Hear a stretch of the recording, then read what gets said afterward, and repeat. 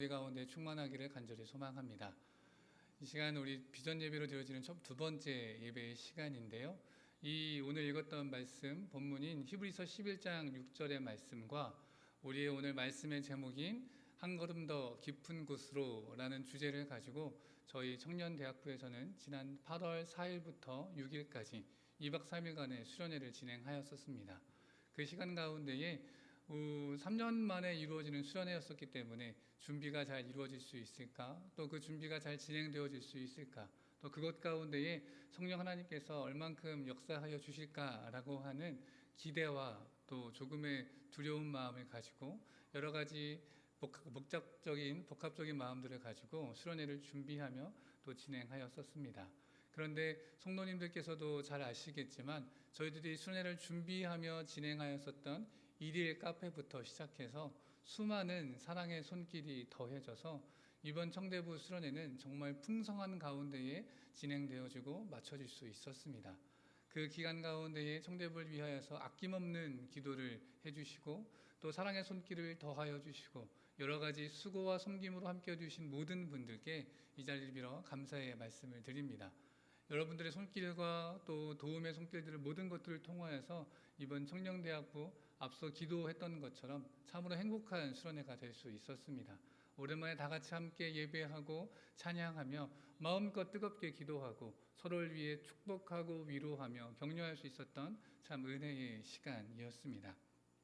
그 시간 가운데 우리가 함께 말씀을 나누게 될 때에 이 본문을 가지고 함께 말씀을 나누었습니다. 우리가 믿음 생활을 해나갈 때에 처음에 믿음을 갖게 될 때 가지는 믿음의 모습을 조금 어렵게 표현한다면 유아기적 신앙이라고 표현을 합니다. 이 유아기 신앙의 가장 큰 특징이 무엇이냐라고 한다면 바로 구한다라고 하는 것입니다.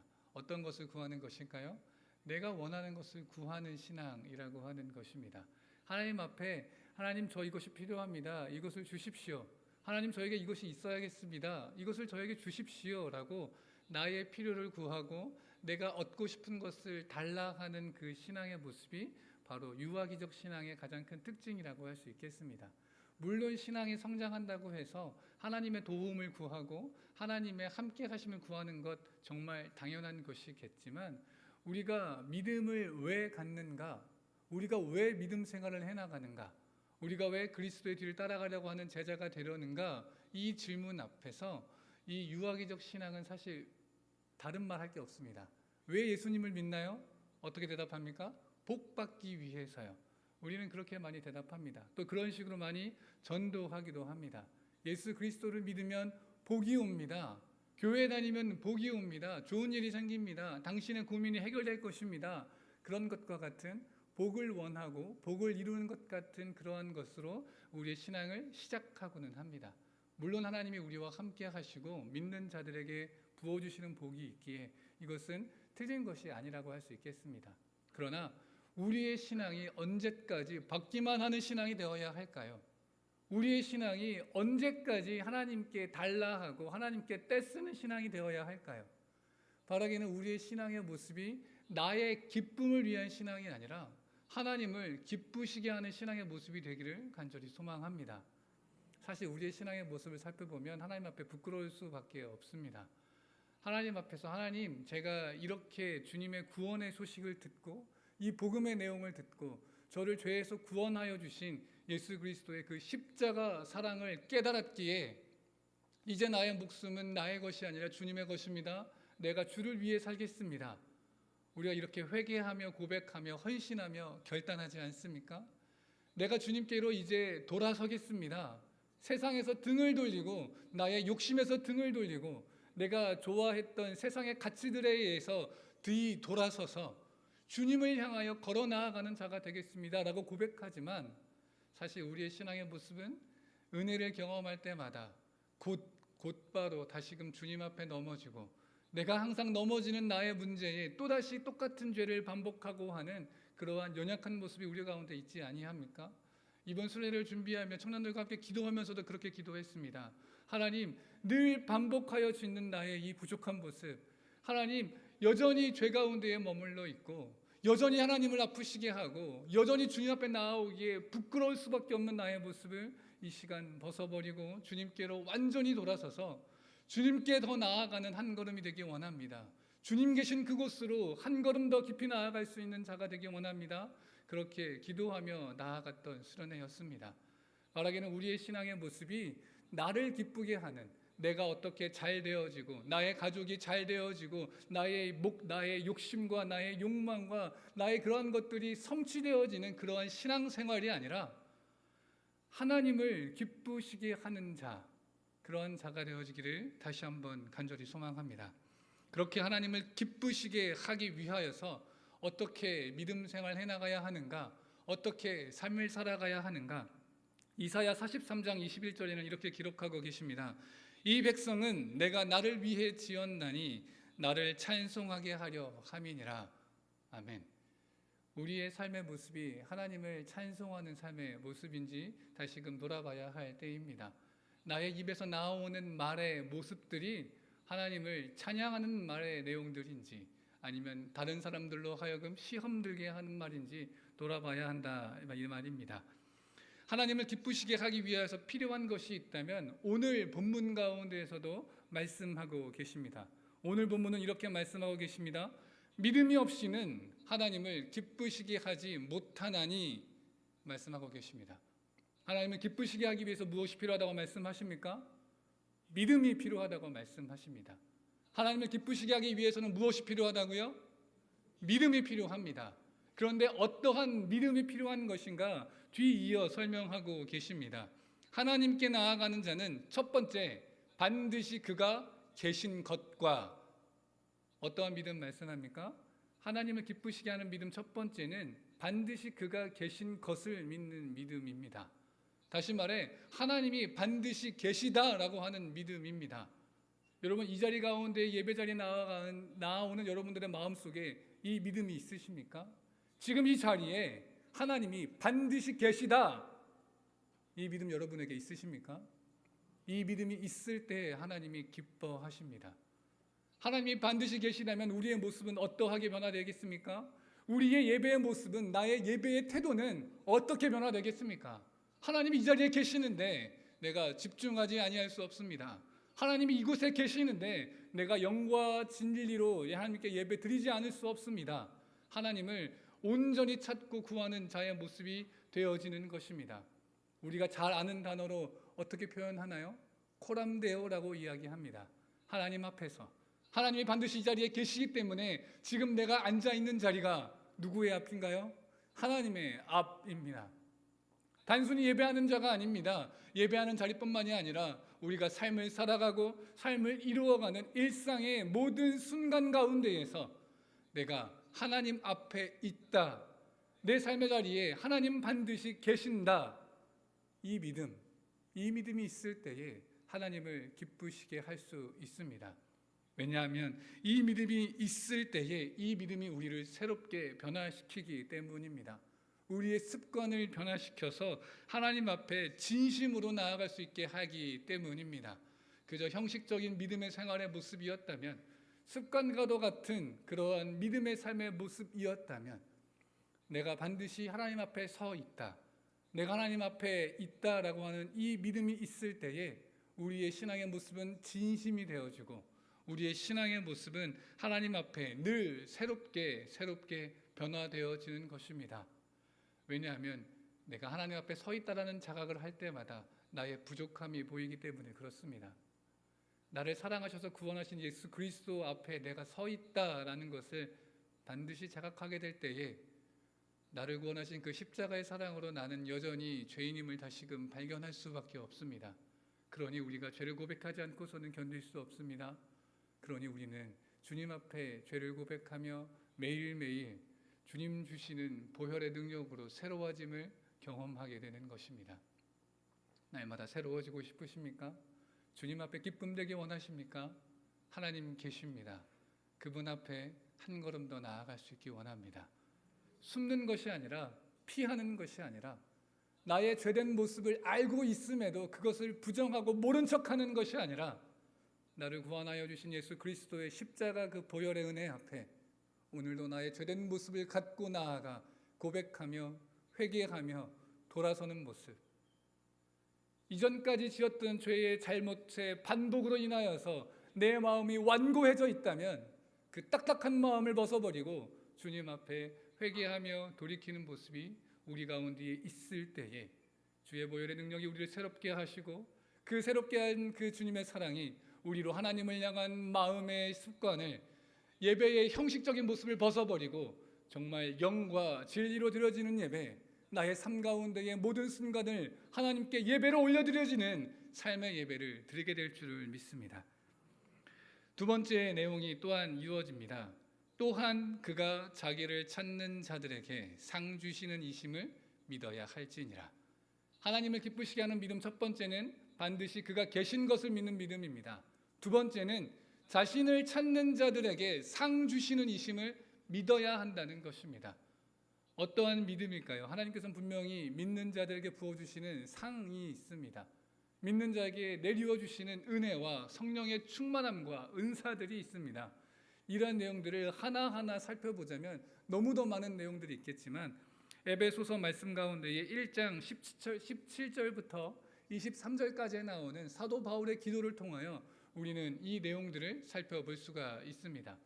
하나하나 다 살펴보기에는 지금이 수련의 시간도 아니고 짧게 말씀을 전해야 되는 시간이기 때문에 다 할 수는 없지만 그것 가운데 나타나는 하나님의 복이 어떠한 것이냐면 첫 번째는 지혜와 계시의 영입니다. 두 번째는 이 지혜와 계시의 영을 통하여 하나님을 알게 되는 것이고 부르심의 소망 가운데에 하나님의 부르심을 향하여 나아가는 것입니다. 또한 하나님의 기업의 영광의 풍성함을 깨닫게 하시고 그 풍성함 가운데에 거하게 되는 것입니다. 우리를 향하여 지극히 크신 능력을 베푸심을 경험하는 것, 이런 모든 것들이 하나님을 기쁘시게 하는 자들에게 주어주시는 하나님의 상 주심이십니다. 우리가 이것을 믿고 나아간다면 하나님 우리에게 지혜와 계시의 영을 부어주실 것입니다. 상 주심을 믿고 나아가는 자들에게 그래, 내가 너를 사랑하고 내가 너를 인도하는 자이며 내가 너와 함께하는 자이다 말씀하시는 하나님을 깨달아 알게 하실 것입니다.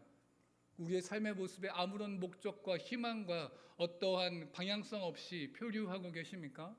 하나님을 믿으며 나아가는 자에게 하나님은 불러주시고 그 부르심의 소망 가운데에 하나님 나라와 영광을 위하여 힘있게 전진할 수 있게 하여 주십니다. 우리에게 베풀어 주신 하나님의 놀라우신 기업의 풍성함을 알게 하셔서 만물을 충만케 하시는 예수 그리스도의 충만하심이 우리 삶 가운데에 넘쳐나게 되어지는 것입니다. 이 모든 것을 포함하는 지극히 크신 능력을 베푸심을 우리는 경험할 수 있게 됩니다. 이러한 상 주시는 하나님을 우리가 믿음으로 고백하며 나아갈 수 있게 되어지기를 간절히 소망합니다. 만물을 충만케 하시는 그 예수 그리스도의 충만하심이 이 모든 것 위에 성경 말씀 가운데에 언약 백성으로 살아가는 모든 자에게 허락하신 복과 은혜가 우리 가운데에 충만하기를 간절히 소망합니다. 그런데 이러한 복을 누리기 위해서 우리에게 필요한 것이 또 한 가지가 있습니다. 그것이 무엇일까요? 오늘 말씀 가운데 힌트가 나와 있습니다. 믿음이 없이는 하나님을 기쁘시게 하지 못하나니 하나님께 나아가는 자는 반드시 그가 계신 것과 또한 그가 자기를 찾는 자들에게 상 주시는 이심을 믿어야 할지니라. 우리가 이러한 복을 받기 위하여 필요한 또 한 가지의 모습, 가장 중요한 하나의 모습이 있다면 그것이 무엇일까요? 제가 오늘 읽었던 본문의 말씀 가운데 언급하지 않은 딱 한 구절이 있습니다. 그것이 무엇이겠습니까? 바로 하나님께 나아가는 자라고 하는 것입니다. 여러분, 하나님의 은혜와 복과 사랑과 그 성령의 충만하심과 모든 은사를 경험하고 싶으십니까? 그렇다면 우리에게 필요한 것 한 걸음 더 하나님께 나아가는 것입니다. 이번 수련의 주제가 한 걸음 더 깊은 곳으로 라는 수련의 주제입니다. 이전까지 나의 신앙의 모습이 하나님께 받기를 원하는 신앙의 모습이었다면 그 자리에서 벗어나서 조금 더 성숙한 자리로 한 걸음 더 나아가고자 하는 것입니다. 하나님이 계신 그 자리 가운데에 나의 삶의 자리를 한 걸음 더 힘있게 나아가는 것입니다. 나에게 상 주시는 그분 앞에 나 또한 한 걸음 더 나아가는 것입니다. 나를 향하여 팔 벌리시고 나를 향하여 언제나 사랑의 손길로 안아주시는 그분 앞에 한 걸음 더 나아가는 것입니다. 이러한 한 걸음, 하나님을 향한 한 걸음, 어떠한 걸음이 있을까 성경 말씀을 찾아보았습니다. 사실 수많은 내용들이 있지만 그 가운데 세 가지의 말씀만 나누고 말씀을 마무리하려고 합니다. 첫 번째 한 걸음은 요단강 앞에서의 한 걸음입니다. 가나안 땅을 향하여 가던 이스라엘 백성들 앞에 가로막고 서 있던 강, 그 강의 이름이 바로 요단강입니다. 우리에게는 찬양의 가사로 또 성경의 유명한 지명으로 익숙한 강이기도 합니다. 이스라엘 백성이 이 요단강을 건너게 될 때에 조금 특별한 방법으로 건넜습니다. 언약궤를 맨 제사장이 앞서 걸어갔습니다. 그리고 그들의 발이 요단강을 밟게 될 때에 그때의 요단강의 물이 끊어지고 마른 땅을 걸어갈 수 있게 되었습니다. 비슷한 일이 40년 전에도 있었습니다. 언제였나요? 홍해를 걸어갔던 일이었습니다. 이스라엘 백성에게 가장 놀라운 사건 중에 하나를 꼽으라고 한다면 홍해 바다가 쩍 갈라진 그러한 일입니다. 그런데 사실 곰곰이 살펴보면 이 홍해 바다를 걸어가는 것은 놀라운 일이고 신기한 일이고 경악스러운 일이기는 하지만 그렇게 어려운 길은 아닙니다. 왜냐하면 이미 갈라져 마른 땅을 걸어가는 것이기 때문에 그렇습니다. 모세를 통하여 이 바다가 갈라지고 그 땅을 걸어가는 것, 물론 땅을 걸어가면서 좌우에 있는 이 물이 나를 언제 덮일까 두려워할 수는 있었겠지만 이미 드러난 그 땅을 걸어가는 것에는 아마 큰 어려움이 없었을 것 같습니다. 그러나 요단강은 어떠한 상태였나요? 여전히 흐르고 있는 상태였습니다. 여전히 흐르고 있는 그 요단강을 하나님 제사장을 명하여 걸어가라 말하십니다. 나의 언약궤를 쥐고 한 걸음 한 걸음 내딛고 너희들이 먼저 앞장서 가라 말씀하십니다. 제사장들의 마음이 어떠하였을까요? 아니 갈라진 땅을 걸어가는 것도 아니고 여전히 이 물이 흘러내리고 있는 이 강을 향하여 걸어가라고 하는데 내가 헤엄은 칠 수 있을까? 언약궤를 메고 내가 이걸 제대로 건너갈 수 있을까? 강물의 깊이는 얼마나 될까? 수많은 생각들을 하지 않았겠습니까? 그러나 그들이 하나님 말씀에 순종해서 그들의 발을 내딛어 요단 강물을 밟았을 때에 그때 요단강이 멈추는 역사가 이루어지게 됩니다. 이 한 걸음이 우리에게 어떠한 의미를 내포하고 있습니까? 우리의 내딛는 한 걸음은 여전한 문제 가운데 내딛는 걸음입니다. 수련회 가운데 은혜를 받고 또한 삶의 순간 가운데에서 또는 예배의 순간 가운데에서 또는 어떠한 순간 속에서 하나님 주시는 은혜를 경험하고 내가 새롭게 되어지는 역사가 일어난다 할지라도 사실 우리의 삶 가운데에서 환경은 변하지 않습니다. 환경이 새롭게 보일 수는 있겠지만 여전히 삶의 어려움과 시험과 유혹들은 우리를 찾아오곤 합니다. 그럴 때 우리가 도망가는 것이 아니라 멈추어서는 것이 아니라 오히려 여전한 문제 가운데로 우리 한 걸음을 내딛는 것입니다. 아무리 내 앞에 문제가 여전히 있다 할지라도 내 앞에 끊이지 않는 고통과 괴로움이 여전히 흐르고 있다 할지라도 무엇을 의지하여서요? 하나님의 말씀을 의지하여서 걸어가라 말씀하신 그 말씀을 의지하여서 우리의 한 걸음을 내딛게 될 때에 강물이 끊어지고 마른 땅이 드러나고 그 문제가 해결되어져서 건너갈 수 있는 역사가 우리 삶 가운데에 이루어질 것입니다. 만약에 그냥 그 땅을 향해 걸어간다면, 그냥 그 강을 향해 걸어간다면 그것은 용기가 아니라 만용일 것입니다. 그러나 제사장들의 어깨 위에는 무엇이 있습니까? 언약궤가 있습니다. 하나님의 함께 하심을 믿고 나아가는 자는 만용이 아닙니다. 하나님의 말씀에 순종하는 믿음의 한 걸음입니다. 이 한 걸음이 우리에게 있기를 간절히 소망합니다. 또 한 걸음은 물이 포도주로 변하게 된 한 걸음입니다. 우리가 잘 알고 있는 예수님의 첫 번째 이적의 이야기입니다. 가나의 혼인잔치가 일어났을 때에 가장 귀중한 잔치 음식 중에 하나인 무엇이 동이 났습니까? 포도주가 다 떨어지게 되었습니다. 잔치를 배설하고 그 잔치에 오신 사람들을 잘 대접하고 연회의 즐거움을 만끽해야 하는 그 순간에 포도주가 떨어지게 되었으니 참으로 난감하고 곤란한 상황이 되게 된 것입니다. 그것을 알게 된 예수님께서 하인들에게 명하신 것이 있습니다. 그것이 무엇인가요? 두세 통 되는 그 돌 항아리 아구까지 끝까지 물을 가득 담으라라고 하는 것입니다. 그런데 이 큰 물통이 어떠한 용도로 쓰였다라고 하는 것인지 우리가 잘 알고 있는 것처럼 정결 예식을 위하여 쓰여진 것입니다.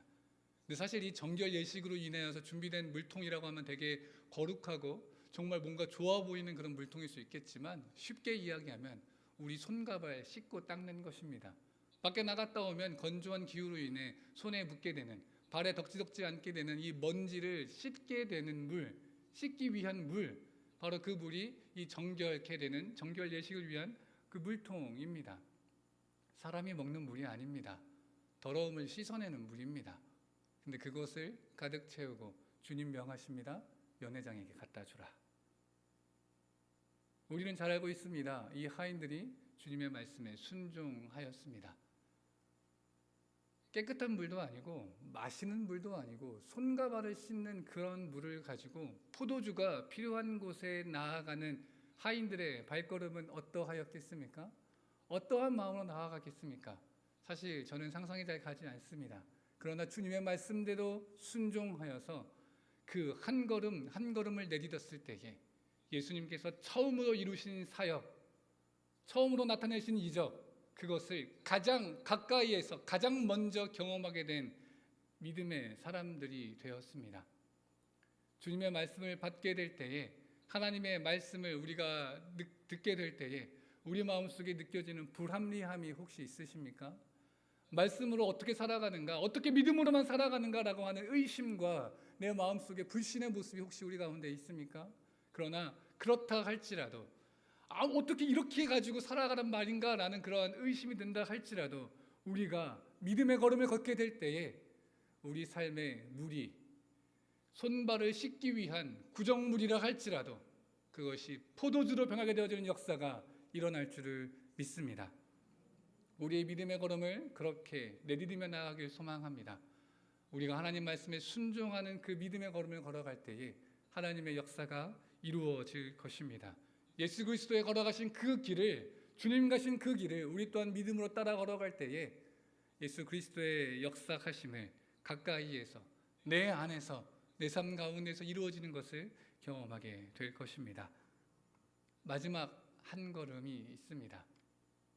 거친 바다 위에서 걸어가는 한 걸음입니다. 예수님께서 사역을 마치시고 늦은 밤이 되었을 때 제자들은 먼저 갈릴리 바다를 건너갑니다. 그리고 우리 예수님께서 이 제자들을 따라가십니다. 마음은 혼자 남으셔서 기도하시고 그 다음에 제자들을 따라가시는데 어떻게 따라가시는지 알고 계십니까? 배를 타고 가던 제자들을 예수님께서는 물 위를 걸어서 따라가십니다. 그런데 배보다 예수님의 달리기 솜씨가 훨씬 더 빨랐던 것 같습니다. 먼저 떠난 그 배를 어느덧 예수님은 쫓아오셨고 예수님이 다가오시는 것을 제자들은 발견하게 되었습니다. 그때 제자들의 반응은 어떠하였습니까? 주님이시라, 배를 멈춰봐, 우리 주님 맞이해야지, 그러한 반응이었습니까? 아닙니다. 주님을 향하여 놀라운 고백을 합니다. 유령이다. 그게 제자들의 모습이었습니다. 그런데 자신을 유령이라고 소리 지르고 난리 나는 그 제자들의 배 앞에 여전한 발걸음으로 우리 주님 한 걸음 한 걸음 나아가시고 그들을 향하여 더 가까이 가십니다. 그렇게 주님이 다가오실 때 예수님이 아니라 베드로가 예수님께 묻습니다. 주님, 만일 주님이시거든 나로 오라 하소서. 그때 주님께서 어떻게 말씀하십니까? 내니 오라. 그때 베드로가 한 걸음 주님 앞에 내딛습니다. 어떠한 상황이죠? 파도가 치고 밤은 깜깜하고 우리 주님만 보이는 그 상황입니다. 주님이 오라 하시니 그 말씀에 순종해서 한 걸음 더 내딛습니다. 물론 그 뒤로는 조금 안타까운 일이 있기는 합니다. 넘실거리는 파도에 마음이 뺏겨서 두려움에 빠져서 점점 잠겨가는 베드로를 우리 주님이 건져 주시기는 합니다. 그런 일들이 있기는 하지만 이 베드로가 보였던 그 한 걸음, 그 발걸음이 우리 가운데에 있기를 간절히 원합니다. 그런데 이 베드로의 발걸음은 조금 다른 발걸음입니다. 우리가 평소에 기도하는 것과 조금 다른 발걸음 말입니다. 우리의 삶 가운데 어려움이 찾아오십니까? 성난 파도와 같은 출렁이는 그런 물결이 우리 가운데 찾아올 때 우리 어떻게 기도하십니까? 저는 그렇게 기도했던 것 같습니다. 주님, 저에게 다가오는 이 험한 시험과 어려움을 저에게는 견딜 수 있는 능력이 없습니다. 주님, 저에게 힘과 능력을 주셔서 나의 힘으로는 건널 수 없는 이 어려움을 나로 건너갈 수 있게 하여 주시옵소서. 주님, 나에게 역사하여 주셔서 내가 주님 붙들고 나아가기 원하니 주님, 나로 이 길을 능히 걸어갈 수 있게 힘과 능력을 덧입혀 주시옵소서. 이게 우리가 일반적으로 하는 기도의 모습 아닙니까? 얼마나 은혜의 기도의 모습인가요? 나는 할 수 없습니다. 주님 능력 주셔야지 내가 할 수 있습니다. 능력 주시는 자 안에서 내가 무엇이든 할 수 있습니다. 고백하는 게 바로 이러한 기도의 모습일 것입니다. 그런데 베드로가 구한 것은 무엇입니까? 주님, 주님이시거든 나에게 능력을 주셔서 이 물을 걸어갈 수 있게 하여 주십시오. 이렇게 구하였습니까? 아닙니다. 주님, 만일 주님이시거든 오라 하십시오. 주님, 주님이시 맞다면 나로 오라 하십시오. 그렇다면 내 앞에 여전히 넘실거리고 있는 이 파도가 나를 위협한다 할지라도 내가 바라보는 이 물이 내가 정말 깊이를 알 수 없는 깊은 곳이라 할지라도 주님 오라 하시면 내가 걷겠습니다. 왜요? 주님이 계시니까. 나를 사랑하시는 주님이 계시니까. 나를 부르시는 주님이 계시니까. 내가 능력이 없다 할지라도 내게 아무런 힘이 없다 할지라도 주님 오라 하시면 내가 그저 그 말씀 순종해서 걷겠습니다. 다른 능력 구하지 않았습니다. 다른 것 어떠한 것 해달라고 요구하지 않았습니다. 그저 한 가지입니다. 주님, 나로 오라 하소서. 주님 오라 합니다. 베드로가 그 길을 걸어갑니다. 주님이 계신 곳이 바닥을 알 수 없는 깊은 물속이라 할지라도 베드로는 주님 부르셨기에 그 길을 걸어갔던 것입니다. 우리에게 이러한 믿음의 한 걸음이 있기를 간절히 소망합니다. 우리에게 어떠한 능력이 있어서 하나님 앞에 나아가는 것이 아니지 않습니까? 우리가 아직 죄인 되었을 때에 우리를 사랑하여 주신 하나님께서 우리를 구원하여 주신 것 아닙니까? 나에게 어떠한 능력이 있습니까?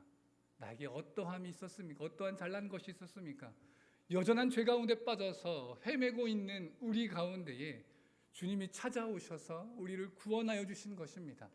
그러니 우리는 그 주님의 보혈에 의지해서 걸어갈 수 있게 된 것입니다. 하나님께 나아갈 수 있게 된 것입니다. 하나님의 어떠한 능력 주심이 아니라 우리를 구원하여 주신 그 은혜에 힘입어 우리는 나아갈 수 있게 된 것입니다.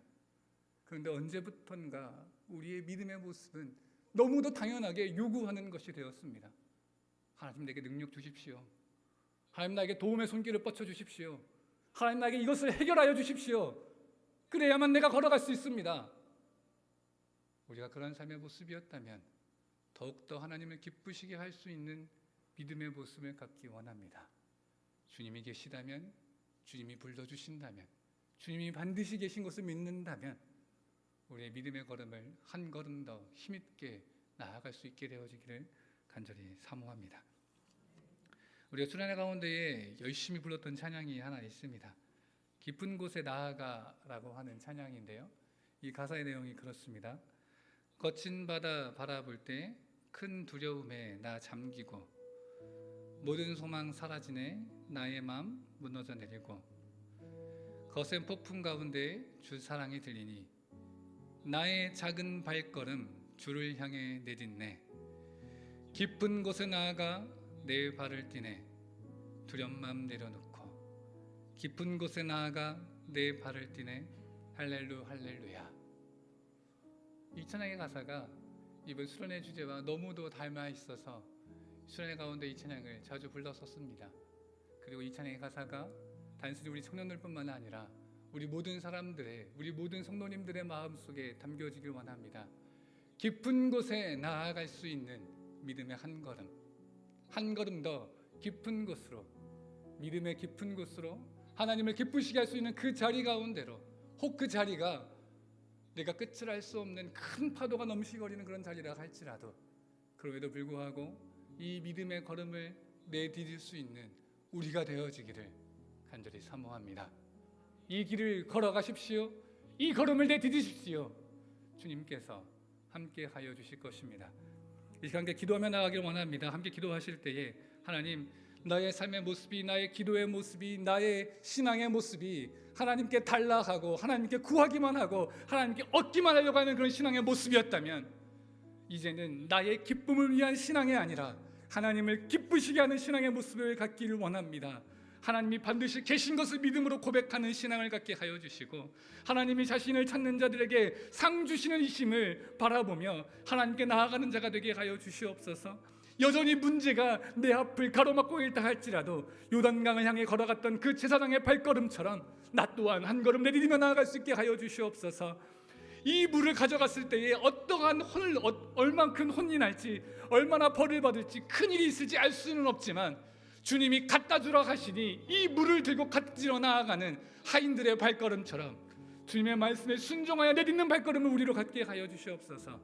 베드로처럼 주님이 오라 하시면, 그저 주님이 오라 하시면 내 앞에 어떤 일이 있다 할지라도 주님을 향하여 주님만 바라보고 나아갈 수 있는 믿음의 발걸음을 허락하여 주셔서 주님께로 나아가는 신앙 갖게 하여 주시옵소서.